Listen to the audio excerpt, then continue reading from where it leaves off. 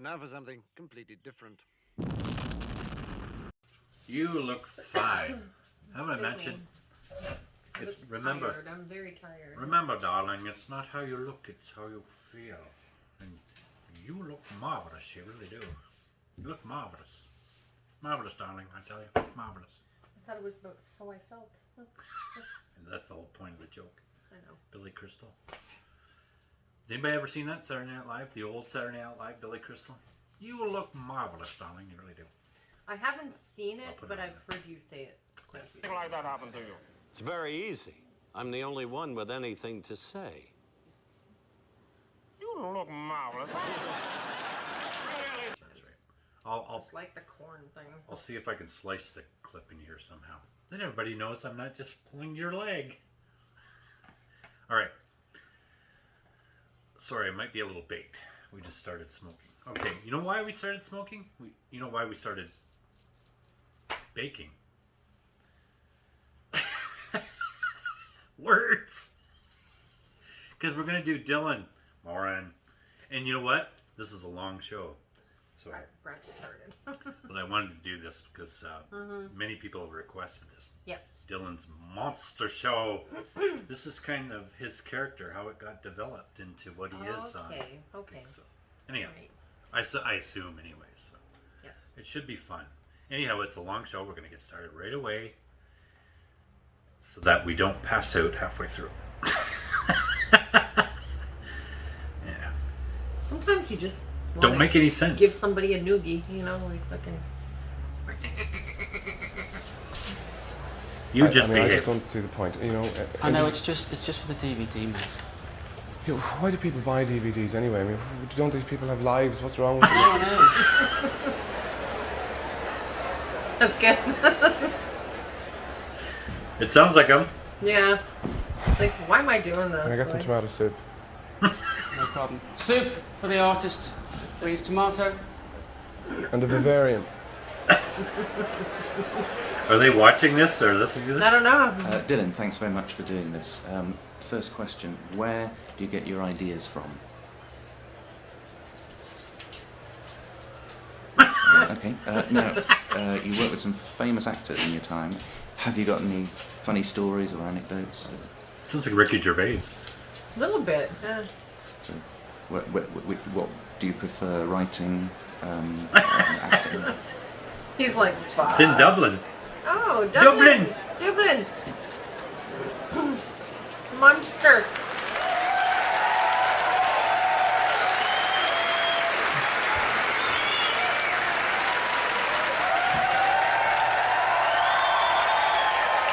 There he is. I love it already. Hello, thank you. Hello. Yes. Hang on, wait. The fucking thing. Help! Oh no! Machines. Jesus Christ. I mean, what is the point? And it's too hot. I'm leaving. It's like Black Box already. Yeah. Now, okay. So, hello, thank you very much for coming, Dublin. There's so many things you can do here now. You didn't have to come out at all, you know, because it's not like when I lived here, you know, with the horizontal rain and 55 guys around 1.5 pint and Grogan's all fighting over crisps. And you know, back then when people all styled their hair with buttermilk and there was 4 tawny yellow piano pub key teeth between a family. And it's all transformed after 18,000 million years of that. It's suddenly become kind of mesh of Barcelona and Miami. Everybody's going out with somebody called Fujuvia. And you know it's a sign of a country thriving and a city being very successful when you can't afford to live there. People say, yes, I've got a very easy commute. I live in the Aran Islands. No problem. We live in a tree, yeah. It's only €400,000. But, so, Look at his hair. I don't envy you all that. I'm glad I don't have to deal with that. But it's, you know, when Hello and everything, by the way. I don't spend a huge amount of time on that because I find, it's one of the portals of conversation people get very, very freaked out about. Because you can use hello, and then after that you're on your own, really. People get scared after hello. They go hello. So, do you want a pineapple? They don't know what to do next, so I just kind of skip it. But what was I going to say? Quickly. I can't remember. I can't do everything around here. Oh, no. Oh, no. I mean, the smoking, the anti-smoking law, all these things, people don't get pissed off about them and so on. You asked me about it, but you get used to all those things eventually. It's very, very trivial. I got used to these herbal cigarettes, and it's, there's no big deal about it. These new improved herbal cigarettes. Herbal cigarettes. That are an amazing replica of the old ones I used to smoke. But, no, don't clap. It's too sad. It shouldn't be That's funny. an act of any kind of, social disobedience to light a cigarette, unless you're actually a doctor working at an incubator. It shouldn't be a big deal.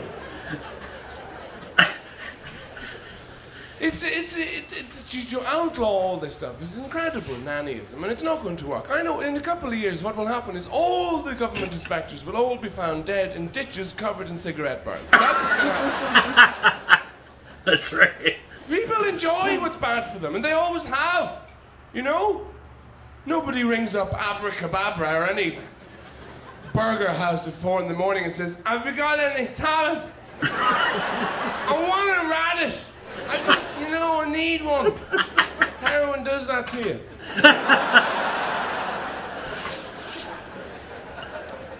I kind of have limited sympathy with people who get messed up by heroin because you would think by now some of them would have heard something bad about it. People might say, yeah, it's very buzzy, but it can give you a bit of a jippy tummy, And I don't bother with drugs myself, I'm at that age now, I don't need to. If I want to rush, I just get out of a chair when I don't expect it. Forget to give yourself a couple of days' notice before you tie your shoes. Whoosh, what a rush. And, no, but you do. You like the things that are bad. Everybody does. And people go a bit mad, I think, in a city especially, because it gets very stressful. People flying the traffic and people flying around, people go strange. They go for all sorts of weird things that are very bad for them, the gym and yoga and all those highly carcinogenic activities that will catch up with you in the end. Or even those really moronic little books, you get now How to Release the Inner You, or Find the 95 Habits of Totally Effective Tosspots You Don't Want to Talk to in the First Place.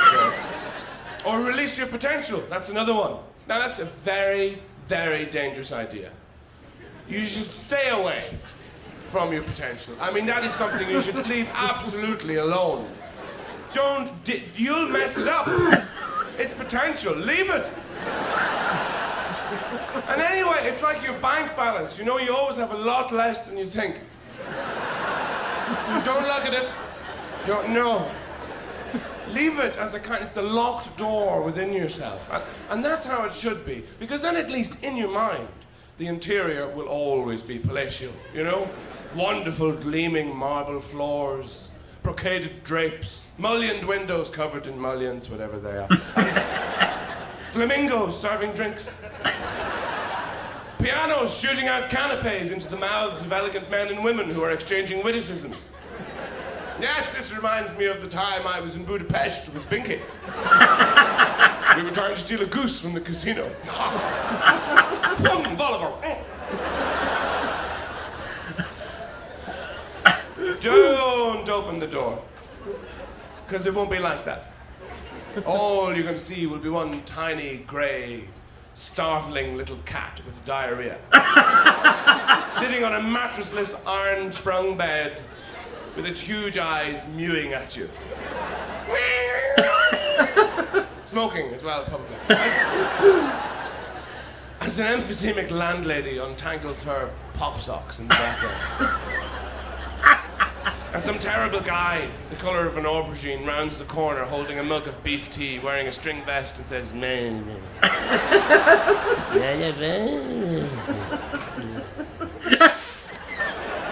That's your potential. But look at the people who use it, who do actually give it everything, you know? Like great athletes, you know, the Beckhams or Roy Keanes of this world. People charging, running up and down the field, swearing and shouting at each other. Are they happy? No. They're destroying themselves. Who's happy? You, the fat fucks watching them. With a beer can. Balanced on your ninth belly. Your ninth Roaring belly. advice of the best athletes in the world. You wanker! It's true. It's not going to make you happy. It'll depress you when you find out how little you've got, you know? You don't want to find out that the most you could possibly achieve, if you gave it your all, if you harvested every screed of energy within you, and devoted yourself to improving yourself, that all you would get to would be maybe eating less cheesy snacks. Nobody needs to know this. It's kind of true. And all those people who do try and improve themselves, you know, they're very unimaginative. The people who go to the gym in pursuit of their ideal body and so on, lifting all the machines and the pulling and dangerous things, and shouldn't be in there. Nobody should be in there. They're in pursuit of their ideal body, but all they come out with is something that's a bit harder and firmer and more tucked, you know. That's boring. I mean, the word here, the key word, is ideal. You could have anything. My ideal body, you know, would be just probably something like one eye. You probably only need one. A kind of sucker thing instead of teeth, because they just give you grief in the end, you know? And a long, long tube with my arse way over there so I don't have to deal with it. That would be ideal.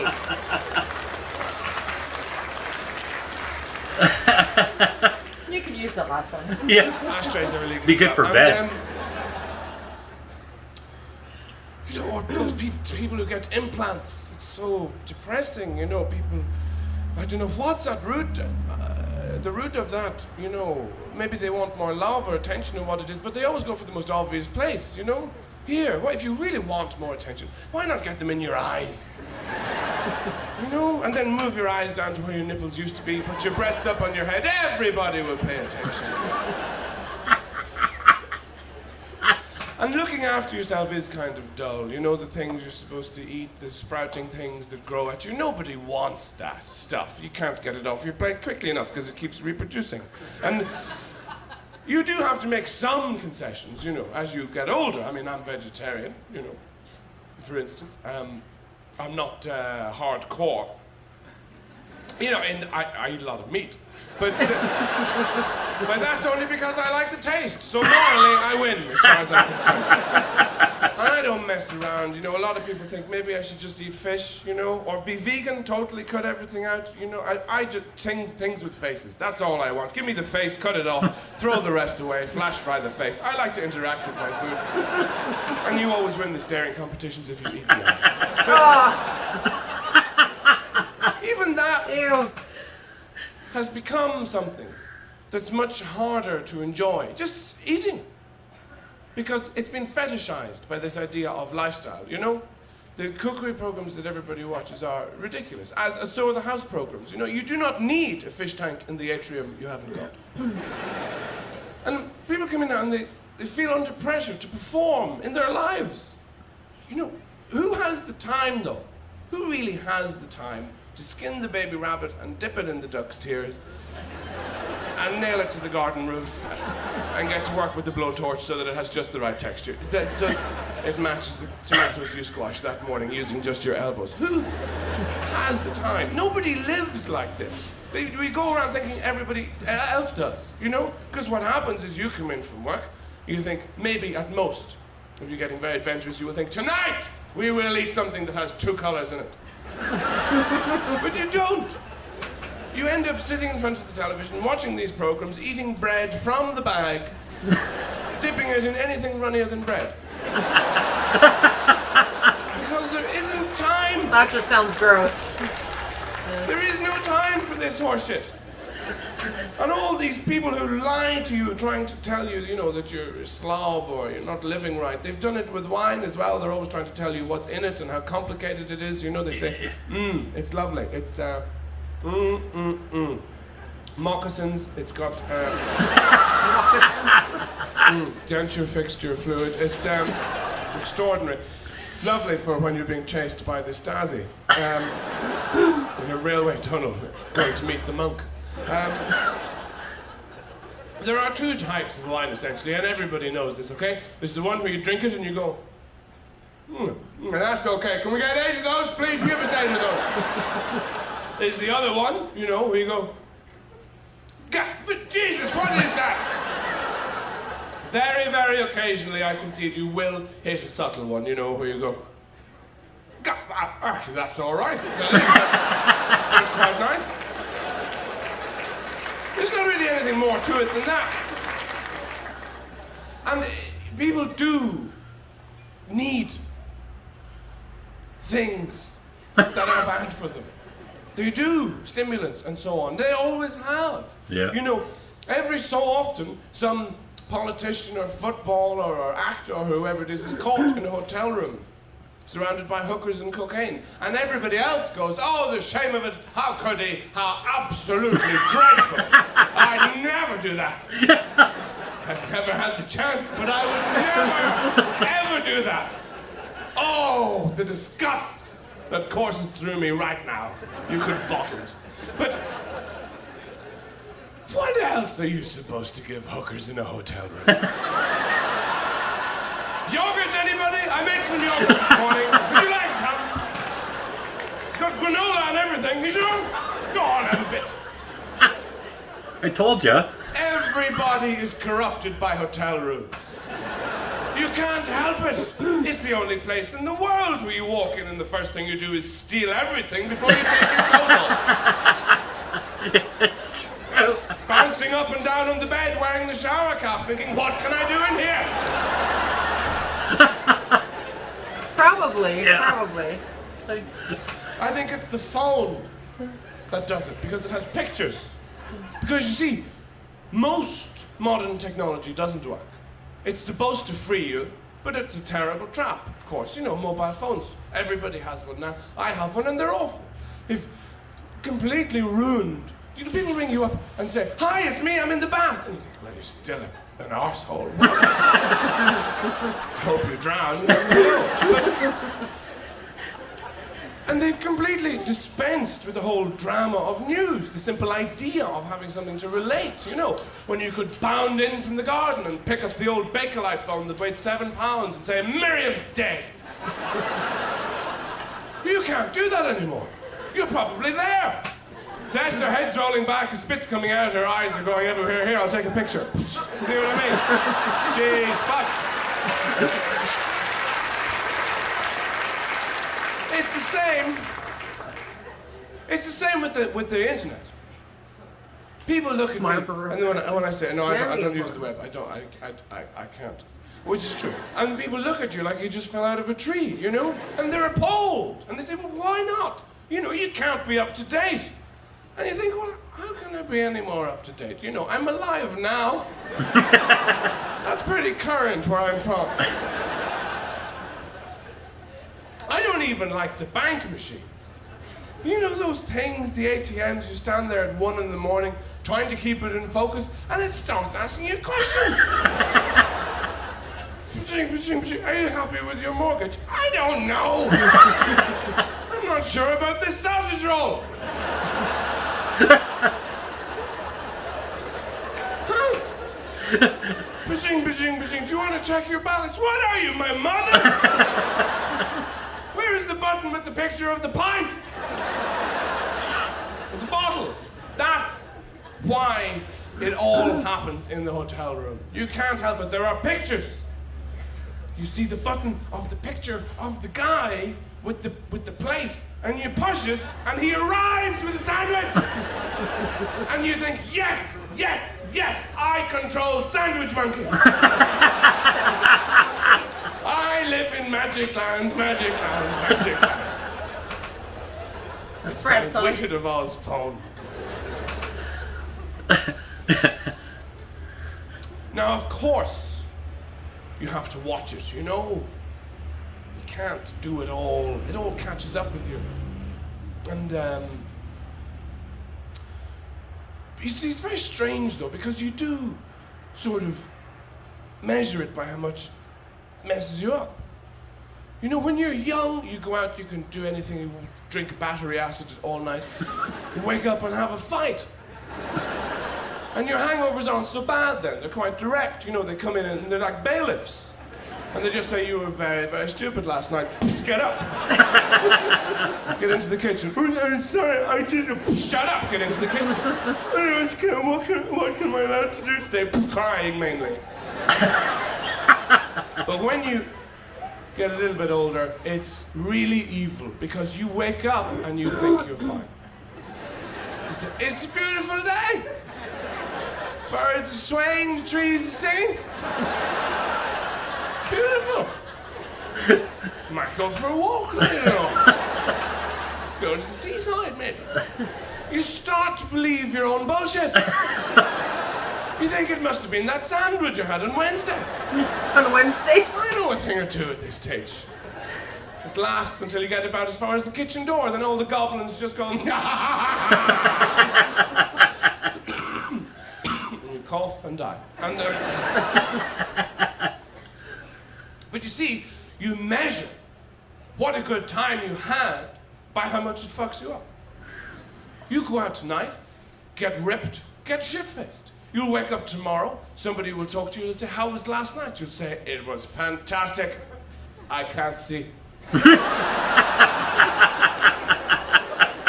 No sensation. Like this Saturday no morning. feeling, nothing, no sensation on the left side of my body. It's all, oh. Must have been a great I night. can't even form sentences. You should have come, you'd have at least Right. lost an ear.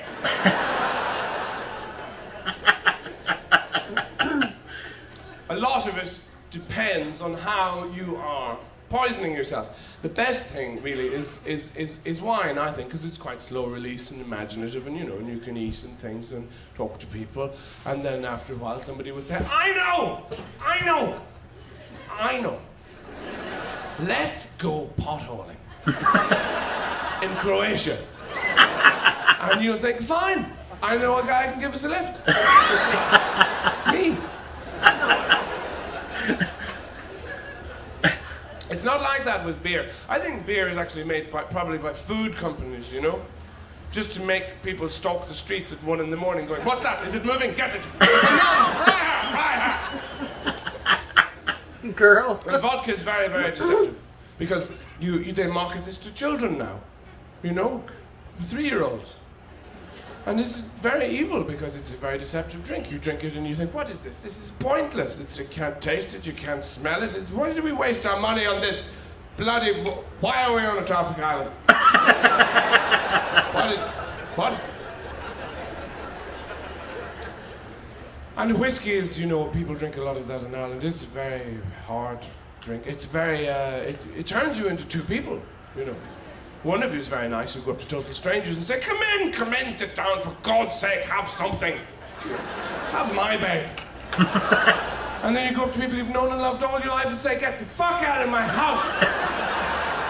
Get out, and leave a tip.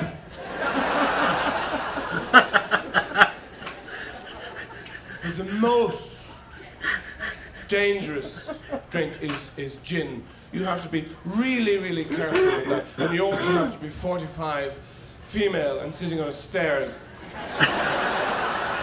Because gin isn't really a drink, it's more of a mascara thinner, you know? Nobody likes my shoes!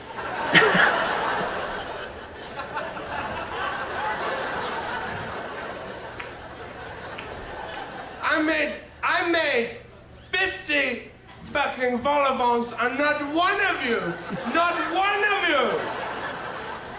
said thank you. And my favorite, everybody shut up.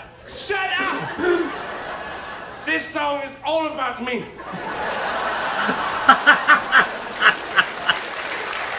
That's awesome. Pretty accurate. Possibly. Oh, what fun. But, you know, there are times as well when you think it's such a particularly Irish phenomenon, you know, this way of going. People do it in Britain as well, and all sorts of places, Nordic places, lighthouses, Wales drink. And you do sometimes think, you know, I don't have to live like this. I don't have to do it. Could not, you know?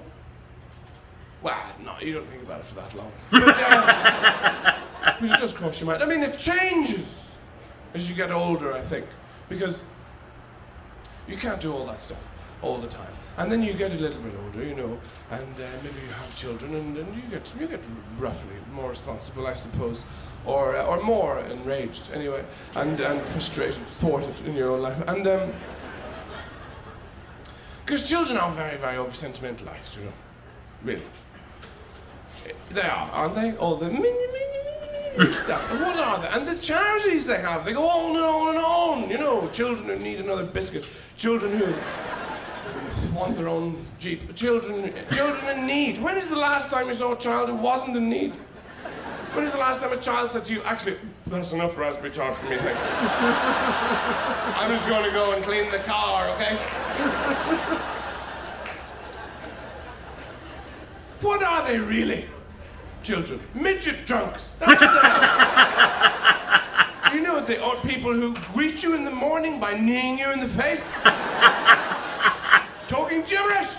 And you hate you.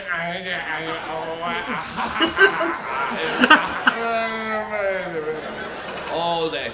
They can't even walk straight. You put them on an infinite radial plane, they will find the one pedal there and devote their whole day to banging their eye off it. So you have to drive them to an emergency room when you're doing something important, like sitting down. They want drunk people's food, you know. So what are you eating for tea? Tiramisu, fried in sugar. They talk like drunks. Time for bed now. Bedtime. No.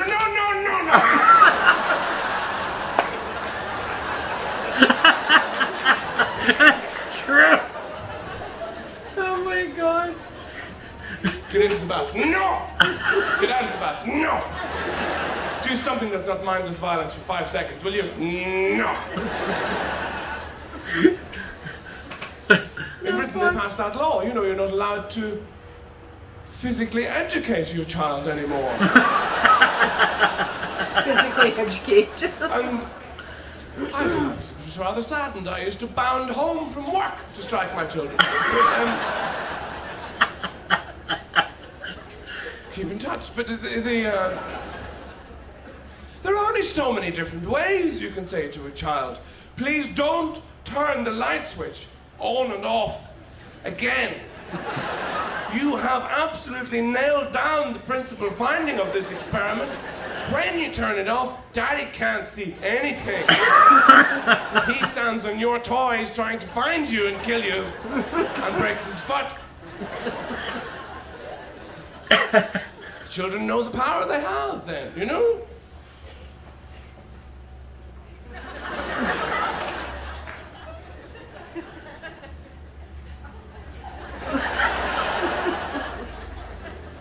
You're morally obliged to stop whatever you're doing at that point and go over and have an encounter, because otherwise they just won't know. And I don't think children are the same now. They're not like the ones I remember from growing up, you know? Being at parties and you do all the childhood things, running around and bleeding and torturing the weakest member of the group, you know? Simple childhood games. It's not like that anymore. I went to a birthday party recently of a young person, they were all about 10, and they were all slumped on the lawn like dead bumblebees, drinking latte. They were all disaffected. Like Berlin in 1929. What's going on? I went up to one boy, I said, what's the matter here? He said, oh, I have a migraine. What? You're 10, you can get drowned or electrocuted, you can't have a fucking migraine. And the birthday girl, I asked her, I said, why isn't anybody playing? And she said, oh, it's all these parties. You do your hair, you put your frock on, nobody talks to the real you. Give me a martini, would you? Oh my god. Maybe it's just sophistication, you know? Precociousness. They are more precocious. Another friend's child, you know, the fridge drawings, you have to look at them. I did, and I said, you know, trying to be nice. I said, oh, that's very nice. Is that Mummy and the baby? And she said, no, that's a skeleton breastfeeding a priest. Do you know where? No, I don't. Sorry. But it's a terrible moment when your own child turns around to you and says, Daddy, is this organic? Excuse me? I grew up on Angel Delight as a main course. We didn't get food in the house unless it was neon. It took 3 seconds to prepare. So my parents could carry on with their lives, their parties. If I ever meet Elkie Brooks, I'm going to kick her to death.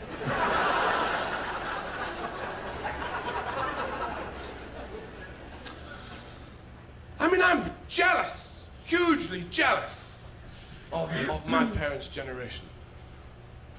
They got everything right, you know? Those people who became couples then. And the couples, that's another thing.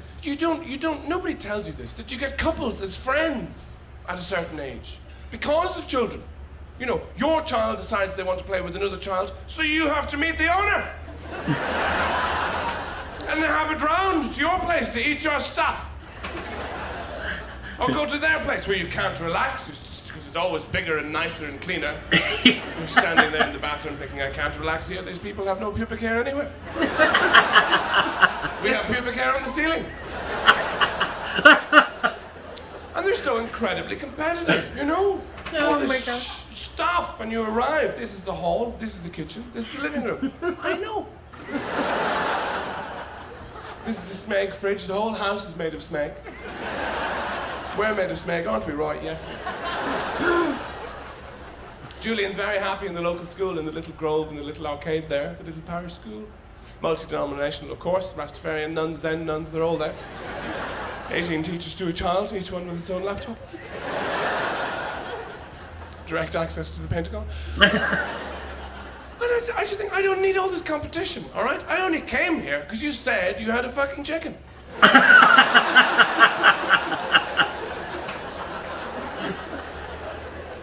But my parents' generation, you know, the baby boomers, the post-war people, they had everything. They had it right, you know, because they came to sexual maturity in the 60s, and the government said to them, what do you want it now? And they said, oh, I don't know, how about the pill? Could we get the pill? You know? I said, sure, there you go. So what else is going on? Well, there's music, fine, here's the Beatles. The Stones are coming in later this evening, there's the Velvet Underground. Janis Joplin has just gone to lunch. So, if you want something to do in between now and then, I'd grow my hair and fornicate if I were you. If things get slow, you could always paint your houses brown and orange and discover the avocado. And then when it was my generation's turn, when it was our goal, you come to sexual maturity, and you say, what's going on, what do we do now? Don't fuck anybody or you die! Never mind, here comes MC Hammer.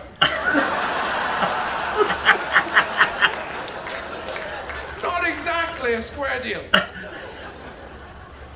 I mean, I have tried, believe me, I have tried to like rap, and it makes me feel so very, very old. I have tried to get home with the Downies. I can't get into rap either. I'm not a rap can't do it. fan, so. I understand blues music, you know? It's wonderful, a story of a people's disenfranchisement. I ain't got nothing, and they're taking that away too. I haven't even got a guitar, I'm still in my fucking belly button here. Wonderful names, all those guys, you know, Blind, Dead, McJones. But, with rap, it's not like that. It's all about what people have got. Attainment, you know, it's very aggressive. You got pecs, I got limos, I got bitches. My limo's powered by bitch juice and all my spare pecs are in the limo. And Bitch juice. Then You got lots of they that. never say anything nice. Ever. Want to find I out? was gonna fuck you up. I'm gonna dig up your dad and shove him up your mum and drink your blood from a drinking cup, you fuck! Yeah, what he said. Fuck. Where is the dignity in that? What happens to these people when they get old? I hope there's a retirement home for them with some huge burly nurse going around saying, it's time for your enema, M&M. Leave Peter these biscuits alone. Don't do that again. It's such infantile mentality. You know, you go up to any 5-year-old and say, what do you think of the world? And they'll go, I think it's rubbish, because they can't get stuff I want when I want it. I want a big purple chair and French fries and stuff, and I want like, yeah, now. That's a rap song. Because that's what these guys get millions of dollars for this horseshit. And they immediately go out and spend it all on a floor-length white mink coat, cheeseburgers, and a jet.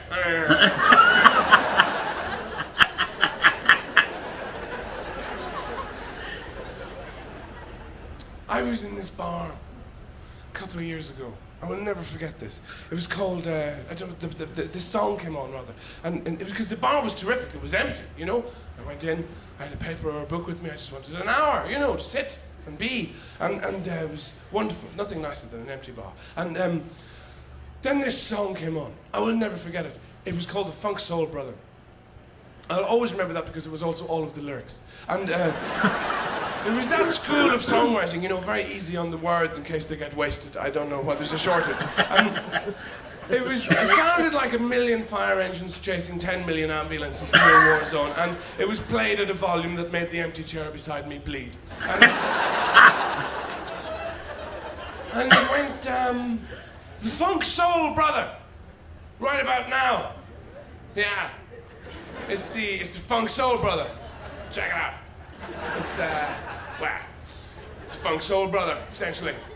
He's coming at you.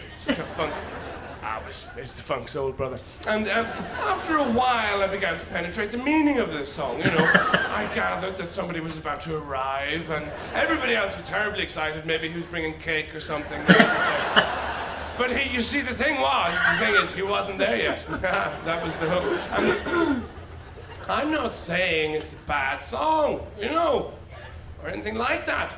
All I'm saying is that you could get, I don't know, a broom, say, and dip it in some brake fluid and put the other end up my arse and stick me on a trampoline in a moving lift, and I would write a better song on the wall. That's all I'm saying.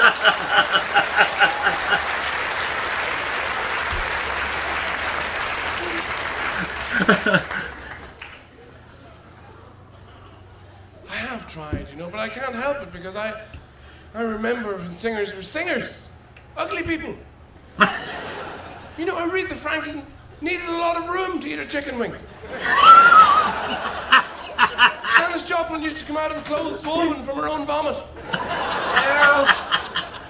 And Nina Simone, amazing singer, could look at a railway track and buckle it. It didn't matter. They were beautiful people because of what they could do. Yeah. Now they have these Pop-Tarts pumped out by some producing machine. Yeah. You know, some of them, they have no talent, but some of them have body parts that are more famous than them. You know, they get their arse flown on a different jet to the gig. And they're not these people. I wonder who they are. They're not even people. They're just things to occupy thongs. And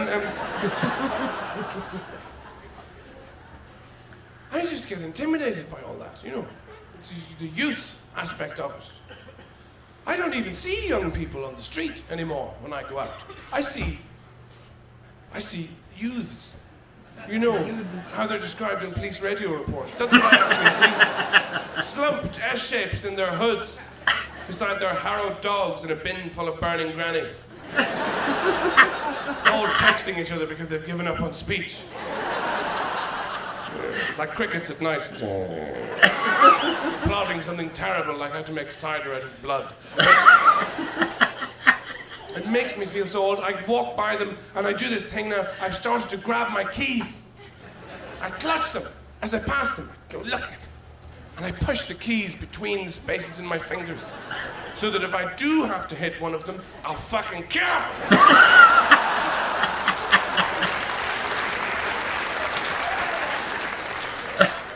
In that bar.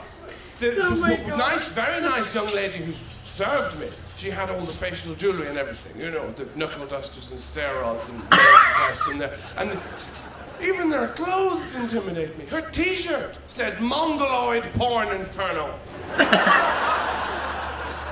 And all I could think was, that sounds like such a busy evening, you know.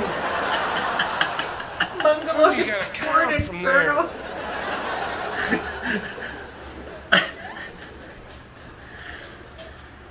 Frightening, all very frightening stuff. And I think it's, you know, I'm kind of looking forward to being properly old, you know, really, really old. So that I can lean over in a restaurant with my son and daughter and say, you know what I just did? I just pissed myself. You deal with it. Then carry on telling me about your job or your divorce or whatever the fuck it is. I'm not really listening, to be honest. It's my turn. Which one are you, Siobhan or Simon? I can never tell. Because old people do that thing of, you know, when you talk to you, they can be very annoying when they forget your name and tell you the same story 50 times. They don't forget your name. And they know they've told you the same story. They're enjoying that. They just want to see how much you want to inherit the walnut cabinet. That's all that's about.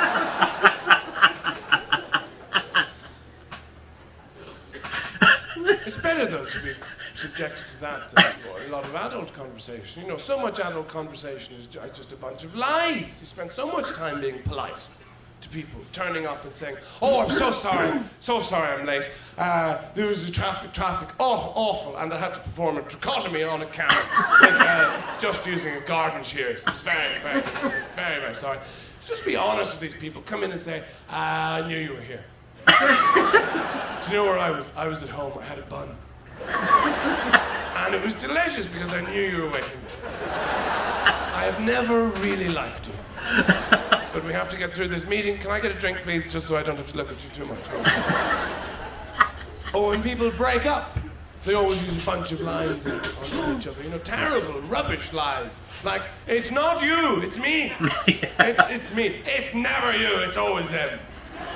You should level with these people. Yeah. Tell them. You know that strange sound you used to hear when you were going asleep? That was me chewing the bed. Out of sheer boredom. Oh, how I hate you. I hate you so much it gives me energy. I have to get up early in the morning to hate you because there isn't time enough in the day. Please go away.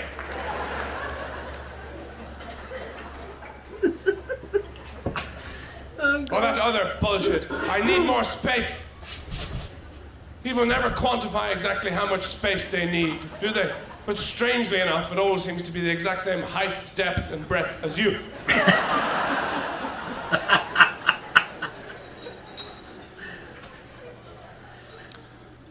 Oh, anyway, listen, do you know what? I think that's probably the first half, kind of. I should go away now, and then we come back and do more. It's awfully hot, and you need a drink, don't you? All right, I'll see you in a minute. Bye. Oh. Sexual positions. Which one is your favourite? That is Ricky Gervais. Space Cowboy. It sounds like B, it. The Blind Moose. C, Suicide Pawnbroker Boogie. The fuck?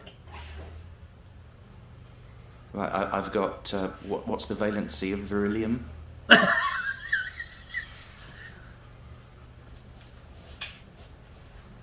Do you want to talk about, have you got any plans for the future?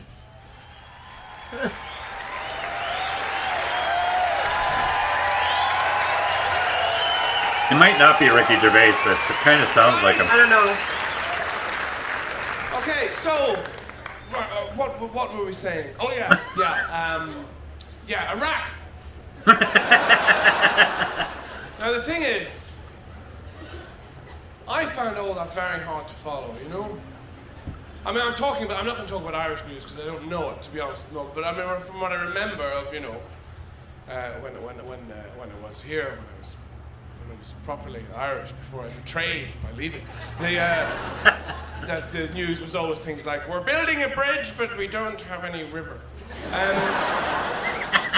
to build it over. So it's been cancelled and we're not going into it anymore. And that kind of thing. International news is more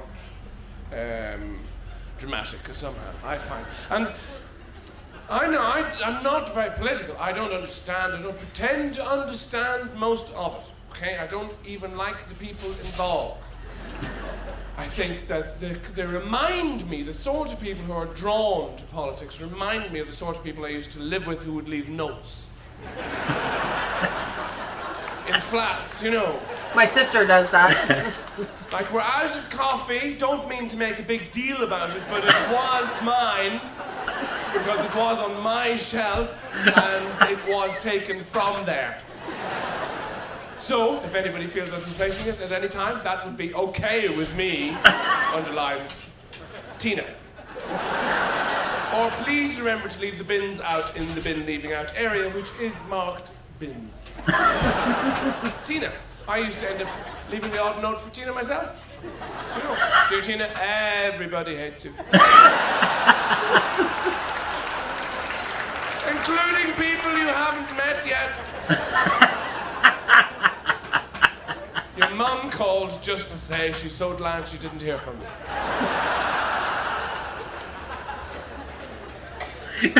I'm going to use that. They say terrible politicians say terrible things about one another. They're always calling each other names. You know, there's that woman, that English minister, Anne Whittaker, who said about the leader of the Conservative Party, Michael Howard, there's something of the night about him, which is a great phrase, actually, but she said it.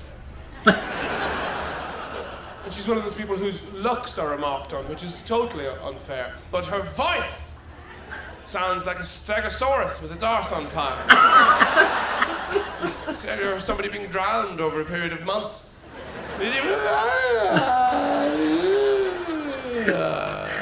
How do you get that many fingernails on one blackboard? And you can't help it, once you're over the age of 30, you end up watching the news programs, you know, Newsnight or whatever it is, because no other experience is going to make you that bored and angry at the same time. Him, I hate him! He comes out every time, and he comes out, and he goes, oh my God, go away.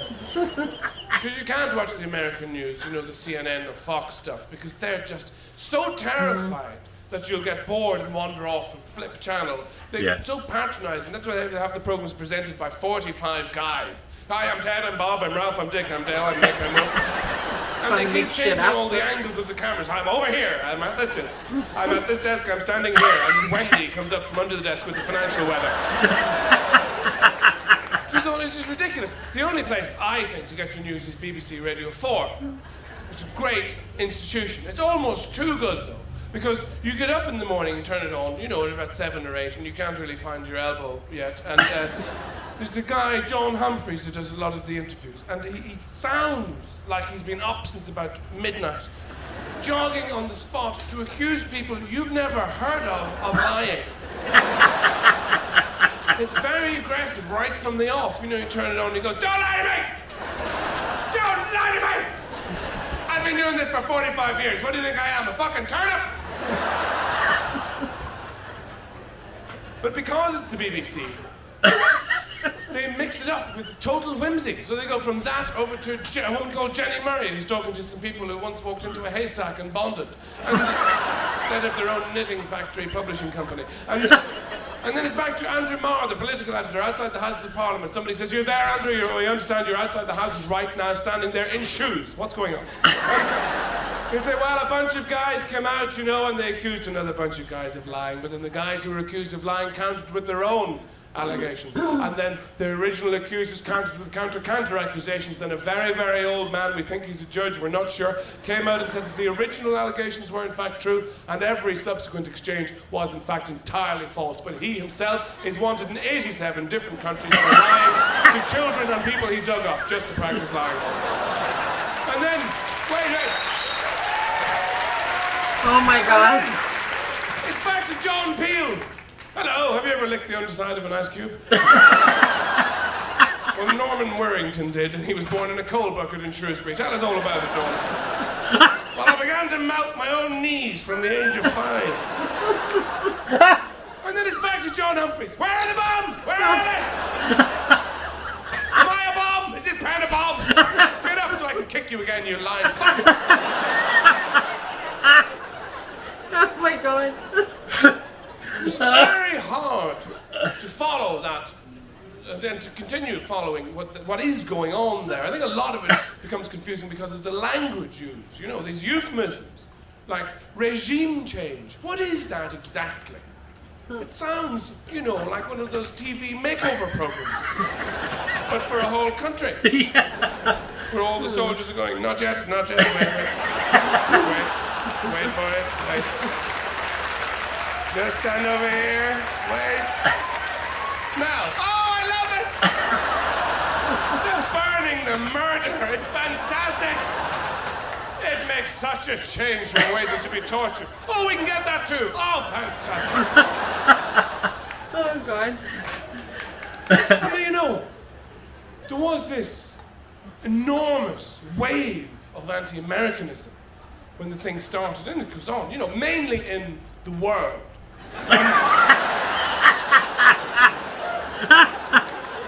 And sometimes, wait, it became... Cheers. People, you know, got very worked up about this. But when they're having the row, they tried to be rational, of course. You know, they would say, well, we're not sure about this war. It seems to be cynically motivated. It seems to be a war of adventure or just a simple act of revenge. You know, we're not sure. And you're fat. Because that's what happens in a row. Everything comes out. All the old grievances, you know. You're fat. We're not fat like that in Europe. When we're fat, it's because we have character. We're partial to anchovies baked in pigs. But you're just fucking fat. Because you can't stay away from that third tub of Chocopocalypse ice cream, can you? You want to take up more space. And I'm ashamed to admit I fell prey to this myself. For just about a week or so, I would find myself going into cafes looking for the American to smoke on. Because you know they'll say something. I did it for a while. It was no big... I found this one guy, though. He was wonderful. I hated him on sight. Because he was eating eggs. Eggs! I ask you, they're not even a food. They belong in no group. They're just farts clothed in substance.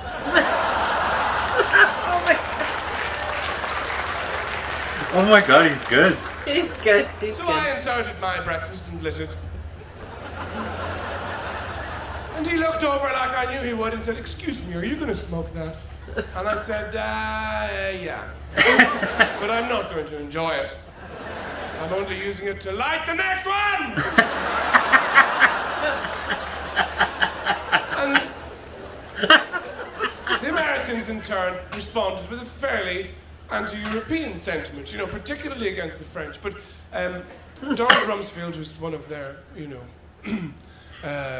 faces of the administration, said that he didn't want to deal with old Europe. He was far more interested in new Europe. Now, he was talking about when France and Germany voted against the war. So he wasn't interested in old Europe. He was talking about two ancient civilizations. He was interested in new Europe. And when he said new Europe, he meant places like Scrivovia, Vavonia, Gisvovia, and Moldavia. Places where tractors are ministers and people sit down to a dinner of boiled radiators. Places that are not that swish, really, who are going to do whatever America says because they're hoping one day to see a photograph of a pot of jam. And, no. Oh my God. Where does he come up with this shit? I know, that's good though. In particular, they were very, very anti-French. You know, they built on this whole image of the weak, cheese-eating surrender monkeys was the phrase. Which is kind of good, you know. But that entirely plugged into this image of the weak, sensual, pleasure-loving French.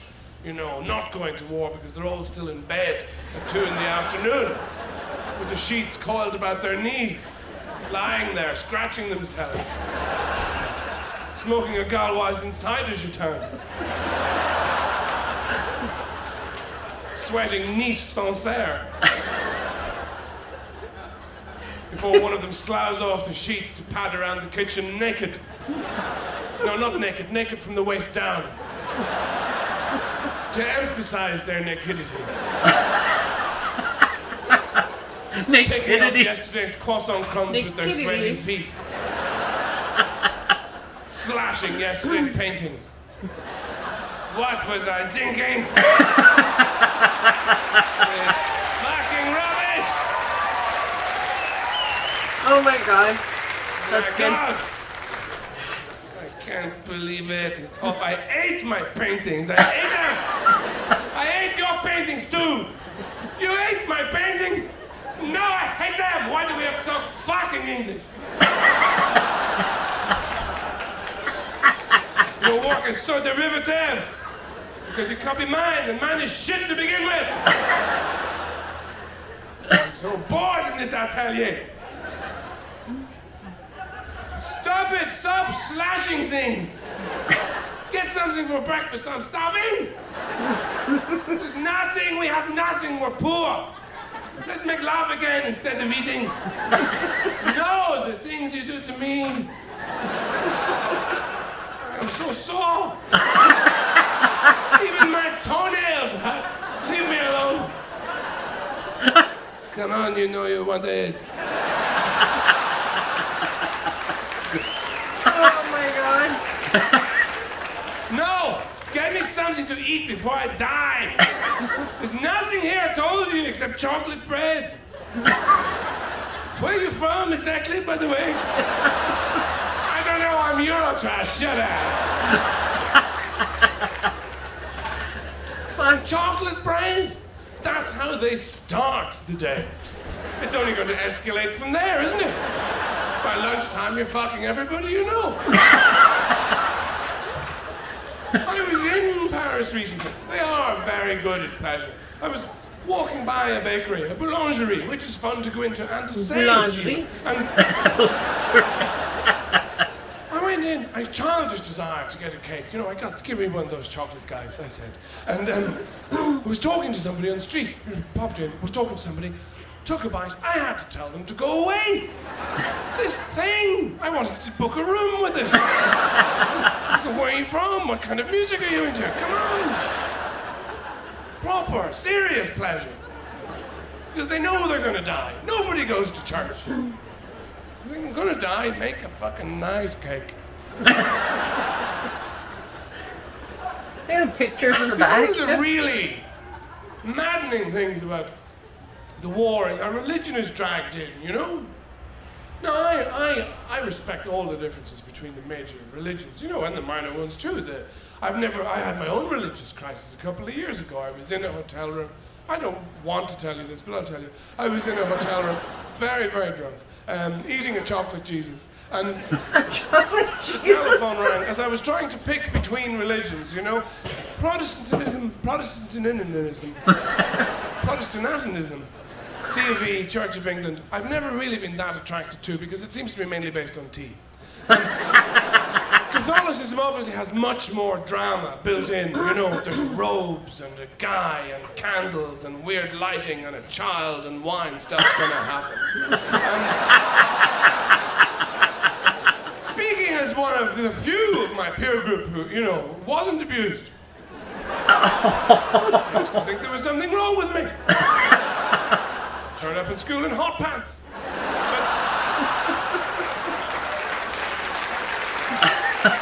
Oh god. And then there's all the Eastern religions that people are discovering more and more now, you know, like Zen and so on, which I've always found kind of hard to penetrate. You know, the stories are very dense. Parables are fairly gnomic. And they, you know, they say two monks are walking over a bridge, and one of them says the cherry blossoms are falling all around them. And one of them says, you know, I'm very thirsty. And the other one says, yes, but I'm quite tall. Did I miss something? So I respect all the differences, you know, but I would say that if you believe in any of it, you're a moron. Because, the thing is, to me, it really is just people talking about their imaginary friend. It's like, somebody who's not there. Have you met Cedric? No, I haven't. I never met.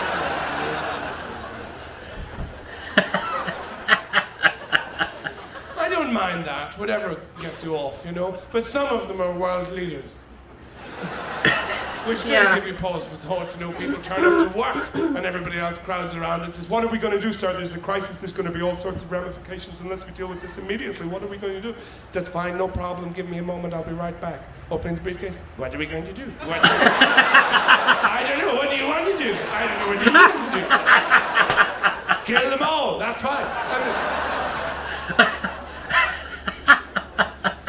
You know, if you're in a Catholic country, you grow Kinda up true. with all the iconography, all the images of Jesus, you know, and the whole crew. And the Whole crew. you know, all those paintings where people are pointing all the time. They always want to seem to want something outside of the picture. I'm on one of those. Or accusing each other. It was him. Oh, God. Very sensitive people go. And the Stations of the Cross, you know, after years and years and years of seeing all this, all those images are emblazoned on your mind. You're never going to forget those, you know, Jesus on his way, buying the nails and stopping for a shave and, you know, so just things, paying bills before he goes and everything. Oh, my God. You're never going to forget it. They say that Jesus speaks to you. He did speak to me as a child, and all he ever said was, ow! Stop it! Carrying the vinegar and everything. Go away! It's prejudice, of course, speaking, you know, but I'm a very prejudiced person. Prejudice, people worry about it nowadays. I don't. I think you need it. It reminds you who you are.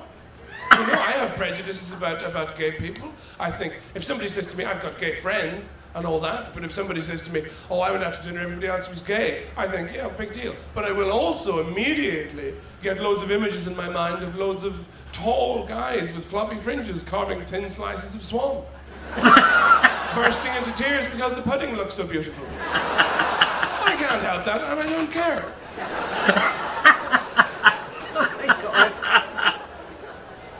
But in the, I didn't even know about gay people for a long time when I was growing up. You know, much older than I should have been, because it was euphemism. The pictures in the It was one of those houses, you know. I used to think I was growing up in a musical family. Because people would make noises instead of talking about something. Well, you know, you heard about Mary and John and the Ding Dong.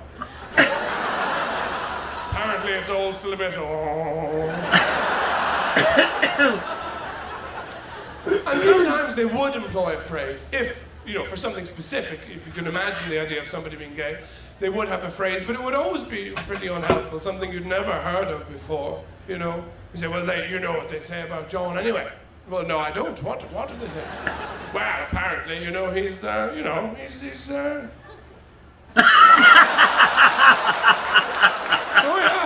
Yeah, that's right. I'm sorry, what are you talking about? I don't... What? Well, you know, if I have to spell it out, apparently he's, you know, still picking up twigs in the springtime. Oh, yes. One of Yul Brynner's hairdressers. Likes his toast on 3 sides, yes. Yul Brynner was bald. What are you talking about? Oh, my God. Because all that language can be amazingly confusing. Again, in the military, they use them all the time. All the regiments have their own mottos, you know. The most famous one being the SAS. Death before dishonor. Death before dishonor. I always used to wonder, hey, exactly how much dishonor are we talking about here? Because I can handle quite a lot. You know, I would, for instance, fillet a smurf. Before I pick death. And cook him a little smurf omelette as I was doing it, you know. I'd be very happy to do that.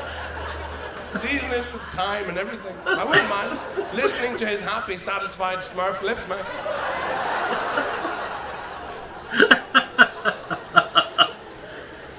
But every man thinks about smurfs.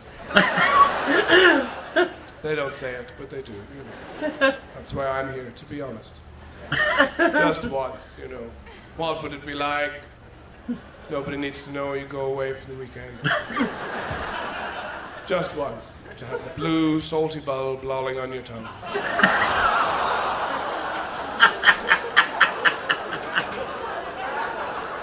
like Brad in If I don't Vegas. say it, nobody else will.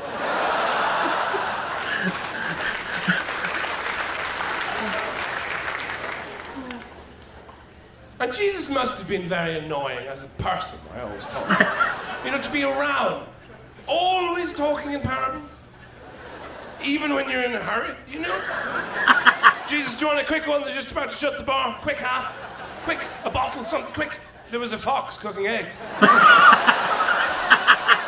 On a speedboat.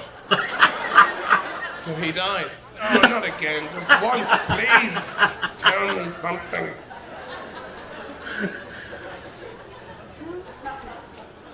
Now, anyway, all that aside, I don't, you know, pay very much attention to it anymore. People. I mean, that's, you know, the reason you are prejudiced, the reason anybody is prejudiced is because, you know, other people don't agree with you all the time.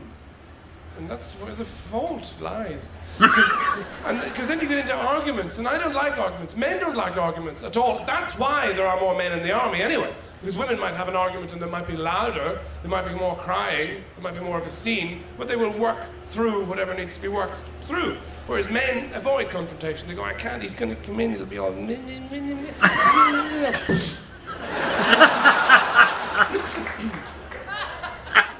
You know, and it's amazing in America and so on, when you see the footage of, you know, the snipers, the people who go nuts and start shooting people, they go, he's got a gun and he's shooting people, it's amazing, it's incredible, it's awful, it's terrible, how did this happen? Well, you all have guns.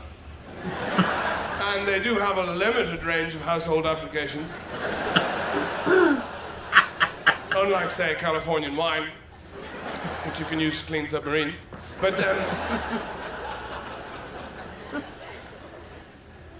so I'm not to violence, I'm not good at violence. You know, I think politically, if anything, I'm probably liberal because I'm frightened of everybody. You know, I was in a bar in London a couple of years ago. It was the summer, it was incredibly hot, like tonight. And I was sitting outside and this woman came out. It was an attractive woman. She came out and she was attractive in the way that other women would have said of her, well, she's attractive in an obvious way. Interestingly, a lot of the women who say that about other women tend to have hidden their own attraction so well that you do feel like throwing them a bread roll. But anyway, this young, vital person Oh my God. came out, and I found myself looking at her. I was looking, thinking, you're lovely, you're a really lovely looking human being, you're lovely. Then I thought, don't stare, that's rude. But I couldn't help it, I looked back. And as I did, her boyfriend walked out, who happened to be very, very tall, black, and extraordinarily handsome. An amazing looking man. Wonderful, rangy stride and chiseled features, sort of sea green eyes and a 1,000-yard stare. An extraordinary person, you know? I couldn't take my eyes off him. I'd completely forgotten about her. And then I became aware again. I thought, Christ, don't stare, it's rude. He'll think you're staring because they're a mixed race couple or something. No, don't. I looked away. I looked at the other side of the street. And as I did, this is all true, a skinhead was walking towards me. Now, Oh no. a proper one as well. One of the old school skinheads, you know? Who you don't see anymore, like hunchbacks. Where did all those people go? I think there's an island somewhere, but... He's one of the real ones, you know, the people who make all their major decisions with their neck.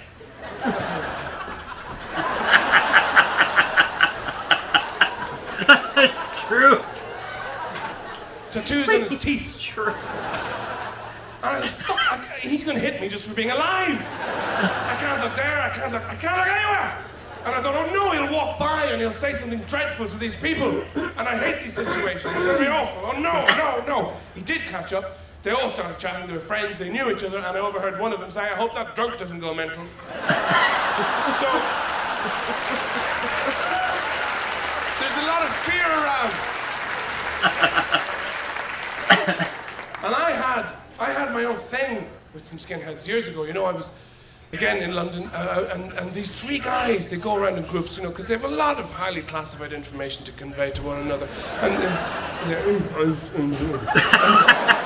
One of them bumped into me, very deliberately, shouldered me, and now I'm a rational person. Usually, you know, in that situation, I would think, like you, I'll go home, have a cup of tea, and think about what I would have done to this person had they been tied up. But I was too tired and pissed off. I just stood there and looked at them. And they came back. And we had a chat. The main thing they wanted to know was how I proposed to continue breathing for the next couple of minutes. And then I did a very male sort of reckoning. You know, I did the calculation. I thought, right, there's 3 of you, and there's 1 of me. I'm rubbish at maths, by the way. But in record time, I worked out that it would take at least 3 of me to defend myself against a third of 1 of them. Even if he only attacked me with his arse. I'm not a fighter, you know, I'm a bleeder. The best I could hope for would be to drown somebody else in my own blood.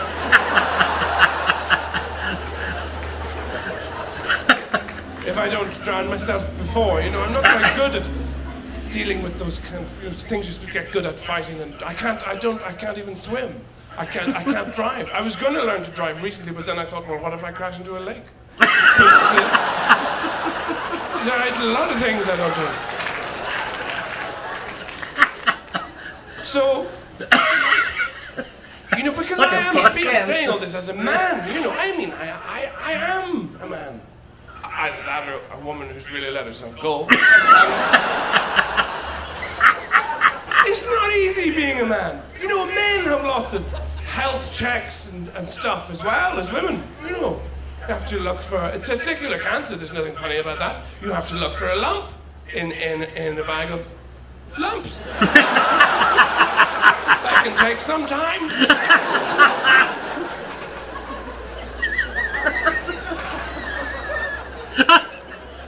Male genitalia is particularly awful. You know, I think when women were being designed by God or the team of Italian gay men or whoever is in there,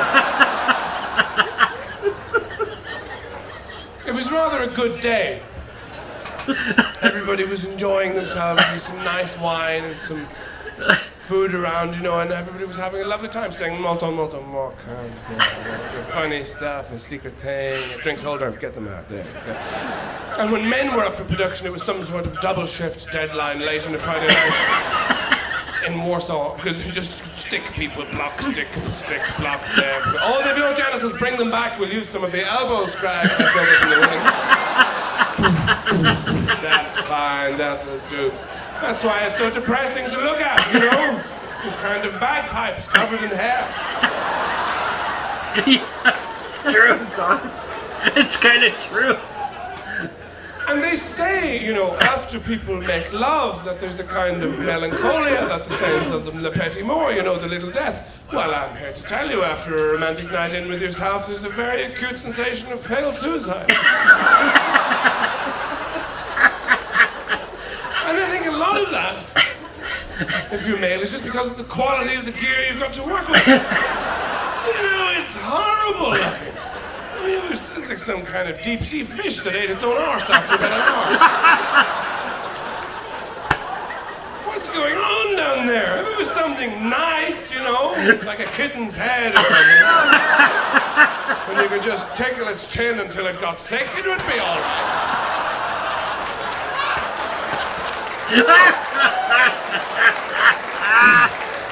Oh my God! No, I don't want to talk endlessly about genitalia. That's been Oh my plenty of other God! staffers who can do that. But this stage, if it hasn't already, probably will see a production of the Vagina Monologues, which I cannot wait to see because it sounds so fabulously fucking stupid. Everybody knows that if female genitalia could speak, it would sound exactly like Enya.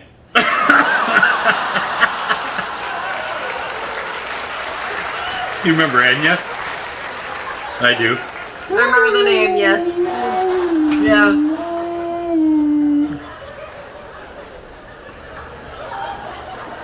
You know, Oh my gosh. I think I might have to sit down. I've been standing up for too long. And I don't want to make any huge generalizations about women, you know. No, I'm not here to do that. It's vulgar. But all I'll say is that they have no feelings. Because it's actually men, you'll find, who are far more romantic. Men are the people you will hear say, I found somebody. She's amazing. If I don't get to be with this person, I'm fucked. I can't carry on. I know I mean it. She's totally transformed my life. I have a job, I have a flat, it means nothing. I can't stand it. I have to be with her. Because if I don't, I'm going to end up in some bedsit, I'll be alcoholic, I'll have itchy trousers. I can't walk the streets anymore. That is how women feel about shoes.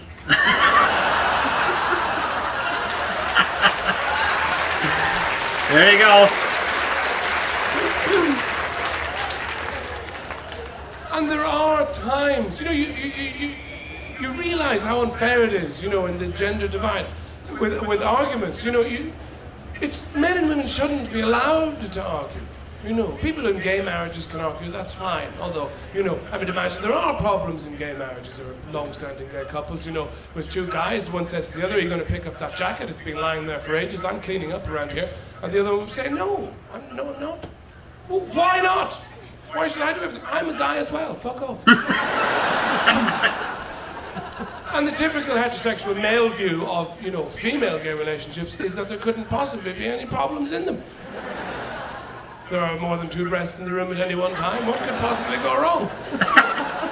If a bill or something arrives, somebody might go, oh, this is terrible. How the fuck are we going to pay this? And the other one will go, yeah, I know, but look.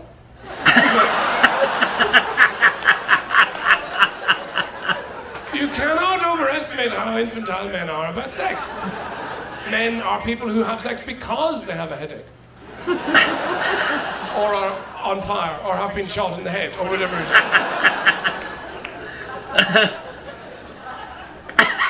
And the arguments do seem to be unfairly racked in women's favour because of I think the arguments are made in different places. All male arguments are very early 70s, Soviet-made, unidirectional, trundling behemoths that say the same thing again and again and again. You know, I told you I would be late on Tuesday. I told you I would be late. I said it. I heard my own voice. I did say it. I told you. Whereas women seem to have these amazing, slinky stealth bombers designed by Jaguar with a lovely cream leather interior and infinite torque. That's why they can respond by saying, yes, maybe, all right, but why is the fridge door open? I don't understand. I don't understand. There are times, I think, when every man gets very envious of women. You want to be a woman sometimes, just to be able to say the things they say, you know. I asked a woman I was with once, simple question. I said, have you ever eaten pheasant? It's direct, isn't it? It's enclosed, it contains everything that needs to be said. And she said a wonderful thing. She said, she thought about it. And she said, not really. What does that mean? On any level. Did you suck it and throw it away? Did somebody drop it in your drink? What happened? Was it a speeding car? One lick. What?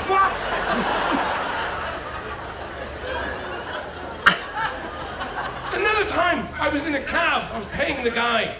And oh my God. I was stepping out, and I stood on the wrong part of my foot. I stood on the side, okay? And I knew I was going to fall. And it wasn't going to be a good one. It wasn't going to be one of those, I have fallen falls. It was going to be one of those awkward, oh, I seem to be falling. Oh, excuse me.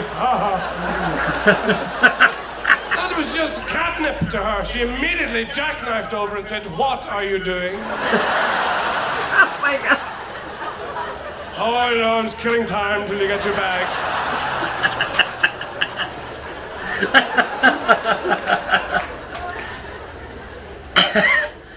And I think men get very envious as well of the radar, the sensitivity that women have, you know? Because if you woman friend, if a girlfriend, wife, woman friend of yours says, oh, I'm just going to go and see so-and-so for, you know, in the cafe, I'll be back in a little bit. And they come back and say, well, how was so-and-so? Say, oh, she's not so good. Not so good. Early onset diabetes. And she's having an affair, which is, you know, complex. And there's a very, very good chance she's going to lose her job as well. And you say, what, that's incredible. You found all that out in 15 minutes? She told you all this? Oh, no. She didn't say anything, but she didn't finish her tea.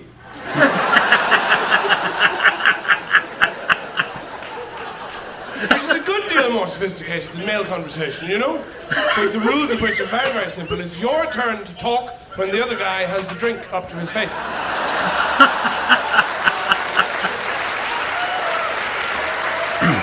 Men. When he takes it away again, he might be on, you know? And you have to stop talking. And of course, neither of you can listen to one another when the other one's talking because you're drinking and your head's filling up with fluid. That's why men who've known one another for 20, 30 years go home to their wives or girlfriends or whoever's there and will be asked, how was so-and-so? Go, I don't fucking know. But you were together for 8 hours. We just had a drink. Shut up.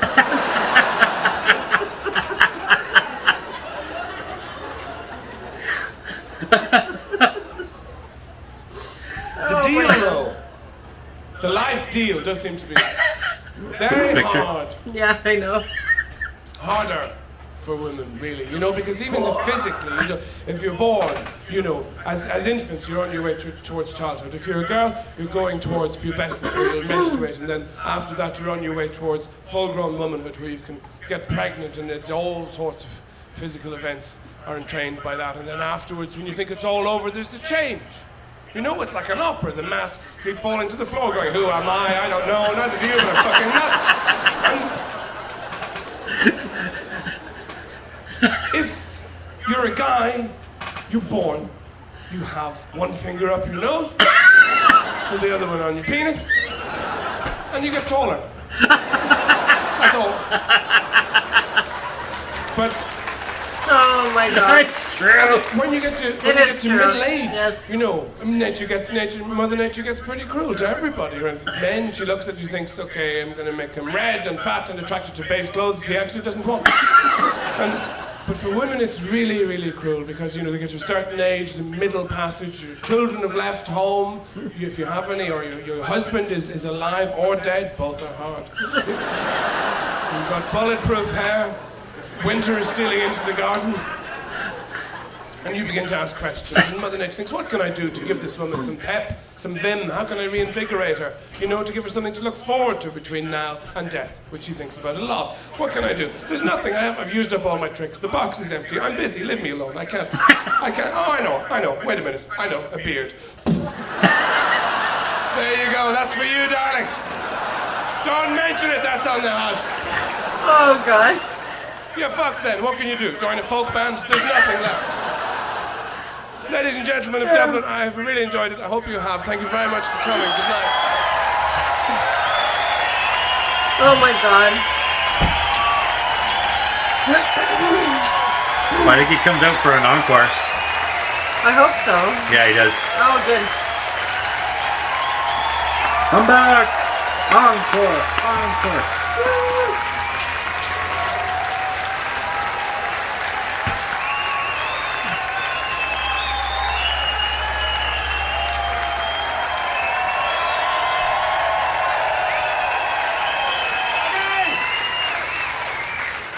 It's rubbish, isn't it, all that pretending to go away? It is. Back there on my knees going, please justify my childhood. Very pathetic. But now, it's the summer, as some of you will know. And a lot of you are going to go away. And I've just come from touring up and down Britain, and I've been some other places. And you know, it's amazing with accents and so on, how you can hear each other from miles away. You know, it's very easy to recognize your own kind, really. Some of the voices are very hard to relax around. You know, like Cockney I've always found a bit tough. Because even if somebody says something nice like, "Do you want a cup of Cam Maltine?" You think you're going to die, you know. The one that's the hardest, actually, is the estuary voice. What they call the estuary voice, which is a sort of London orbital area towards Essex and going east, I think. And it's a very strange one. It's very boneless, you know. It sounds, everything everybody says sounds like they're saying, "No, I don't think I'll have that one. I think I'll have the other one. It's a little bit mild." You know that if you hit them, they'd splat. And, but when English people go away, they recognise one another very easily. You know, they go to France or Spain or Italy and blend into the environment. You'd never know they were there. They sit there enjoying the atmosphere, talking to the waiters, saying, "What do you mean it's now fucking chips? I'll come here on a plane, you cunt. I've got children here. What am I supposed to do with this fucking tomato fiasco? What is that?" "You dago fucking..." "We're leaving." And Americans find it very easy to recognise one another because the voice does tend to carry. If you think about it, you've never had to say to an American, "I'm sorry, what was that? Come again?" But with Irish people, there is a thing, there is a phenomenon, and you see this all around the world. You can go anywhere. You go to Los Angeles or Seoul or Tokyo or Minsk, anywhere. You see Irish guys and you know they're Irish because of a phenomenon called Irish hair. And it looks like this.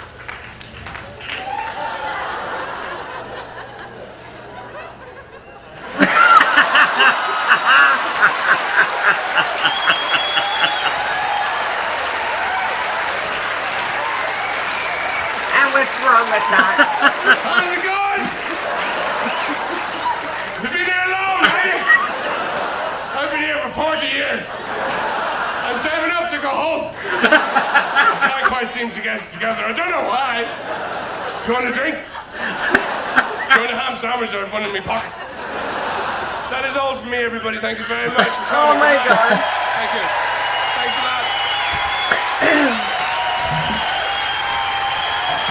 It's almost like Canadian accent. A little tiny bit, yeah. No, actually, it's not. Now that I think about it. Oh. I know. Can I get a photograph of you licking my brother-in-law's knee? For charity. Okay, big ones, little ones, or millions of tiny ones. Yeah? Mick, this man, he's upsetting me, can you? Okay, that's it. Right. Everyone out. Right, no. Okay, that's it. I've Everyone out. got what I wanted. I got all I wanted. I swear that sounds like Ricky Gervais, but It does, yes. there's somebody else in there though. I don't look at, would it say the names on there? Or? Yeah, I don't know. I'll ask. You guys can tell us, anyways. I don't know. Sound like him, but there's another guy. It kind of sounds like that we've heard too. So, but I can't think of his name. Anyhow.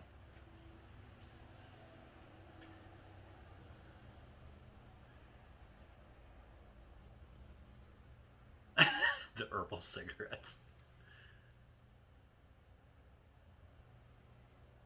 He never said one word in all that.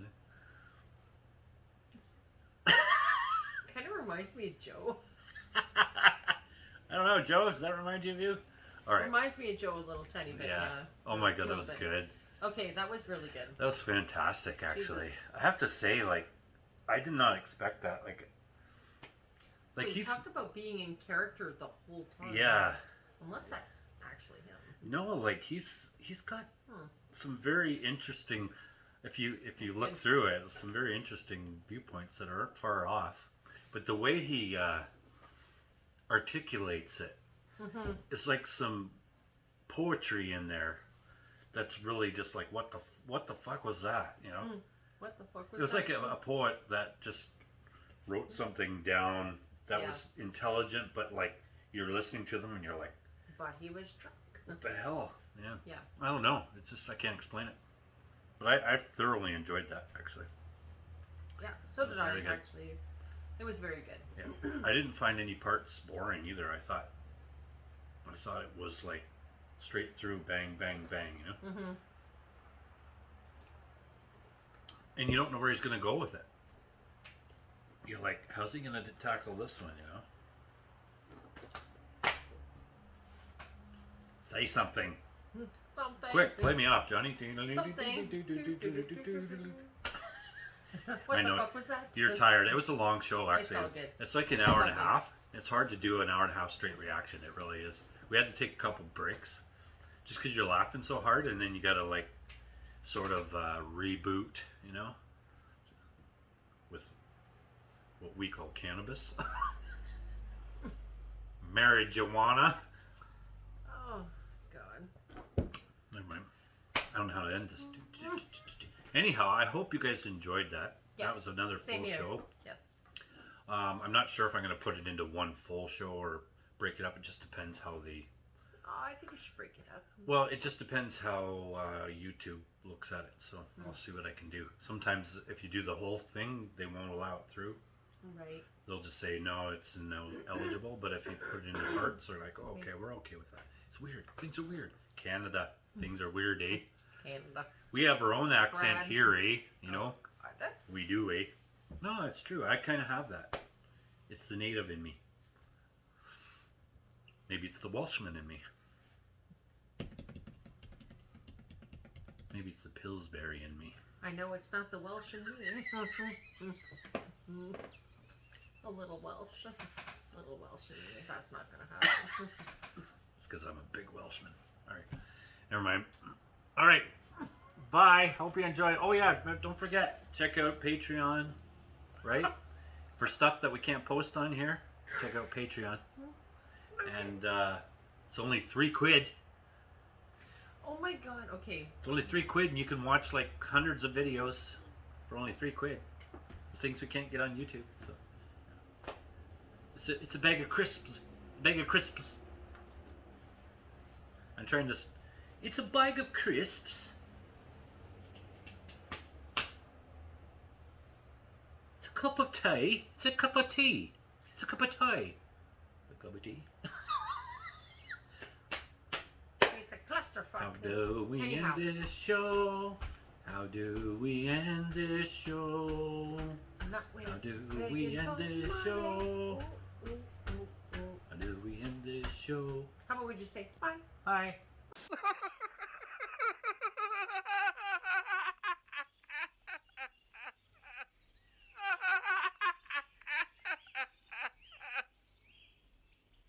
And now for something completely different. I feel like I got something in my eyeball.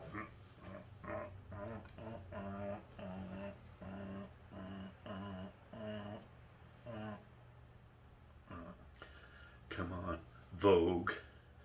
Let your body move to the music. Move. Oh, Move to the music. come on, Vogue. Let your body move to the music. Yeah, yeah, yeah.